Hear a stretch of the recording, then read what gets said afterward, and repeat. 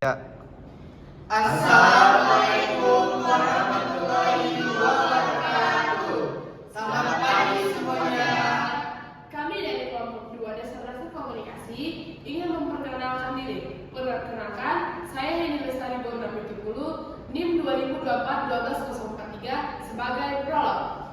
Perkenalkan, nama saya Widya Laras dengan NIM 2024-12087. Di sini saya berperan sebagai pekerja pabrik. Baik, perkenalkan nama saya Rifki Okta Ramadana, NIM 2024-12076. Saya di sini sebagai pekerja pabrik. Baik, perkenalkan, nama saya Risna Murti. Saya di sini NIM saya 2024-12077. Saya di sini sebagai mahasiswa. Baik, perkenalkan, nama saya Revali Joy, NIM saya 2024-12092. Saya di sini sebagai mahasiswa. Baik, perkenalkan nama saya Belen Markus, NIM 2024-12017. Saya di sini sebagai mahasiswa. Baiklah, di sini kami akan mengaplikasikan mengenai materi difusi inovasi dan adopsi inovasi di pabrik kelapa sawit di stasiun digester dan pres. Baiklah, tonton video berikut. Widya dan Rifki merupakan operator di stasiun digester dan pres. Pada suatu hari mereka sedang bekerja. Mereka kedatangan mahasiswa dari Politeknik Kelapa Sawit Citra Widya Edukasi sedang melakukan kunjungan ke stasiun digester dan pres. Nah, selanjutnya kita akan masuk ke stasiun digester dan pres. Ayo mari lihat. Halo teman-teman. Halo. Ya, ini anak-anak mahasiswa dari Politeknik Kelapa Sawit. Nah, mereka ingin dipandu mengenai stasiun digester dan pres. Boleh tolong rekan-rekan kami bantu mereka atau jelaskan kepada mereka mengenai stasiun digester dan pres. Boleh. Selamat pagi Pak, selamat pagi Bu. Perkenalkan, kami dari mahasiswa CLE. Perkenalkan, nama saya Revali Joy. Saya Belen Markus. Saya Risna Murti.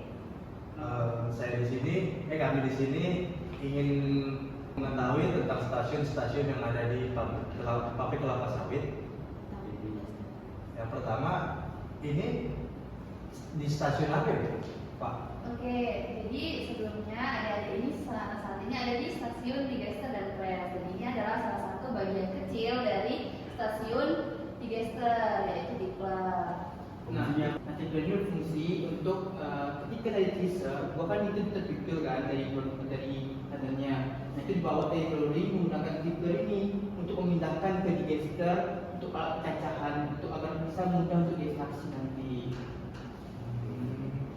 Kalau saya lihat-lihat dari alat ininya, ini mungkin sudah termasuk alat yang terbaru ya Pak? Oh iya, benar sekali. Ini tuh kita jadi di pabrik kelapa sawit ini ada inovasi yang terbaru, yaitu kita sekarang udah pakai sistem tipler karena yang dulu itu kita masih pakai hoisting crane. Kalau boleh tahu, apakah ada Pak alat hosting crane-nya di pabrik ini? Ada kok di tempat sebelahnya gitu. Nah, yuk sekarang kita ke stasiun yang ada hoisting crane-nya ya. Ya, ini salah satu bentuk dari hoisting crane. Bisa dijelasin sama Pak Rifki ya. Nah, di sini kan ada stasiun namanya bukan stasiun, ada namanya alat itu hosting crane. Di sini kita konsepnya itu mengambil troli dari bawah menggunakan crane atau pengait, diangkat, terus ditumpahkan ke digester. Itu cara kerjanya. Kenapa ya diganti dari hosting crane ke tipler? Jadi ada beberapa alasan ya. Yang pertama itu untuk keselamatan kerja, karena di sekarang itu standarisasi pabrik di Indonesia itu mengutamakan keselamatan kerja. Karena kalau pakai tipler ini dia itu jauh lebih besar kemungkinannya untuk terjadi kecelakaan kerja, karena dia itu kan diangkat ke ketinggian yang benar-benar tinggi sekitar 25 meter. Jadi kita punya inovasi baru pakai tipler supaya mengurangi kecelakaan kerja dan jauh lebih aman.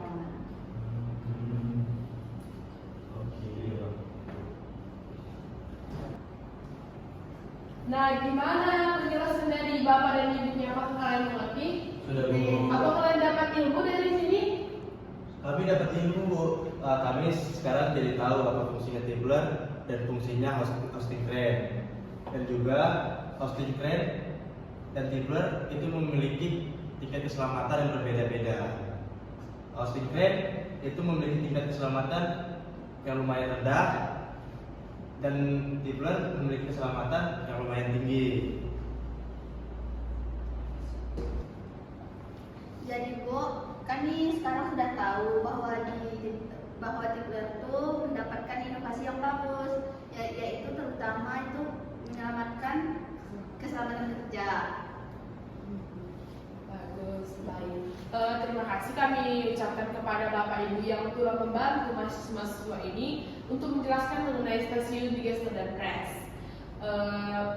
Baiklah, kami selanjutnya akan melanjutkan ke stasiun berikutnya. Terima kasih kepada Bapak dan Ibu. Baik, selamat pagi.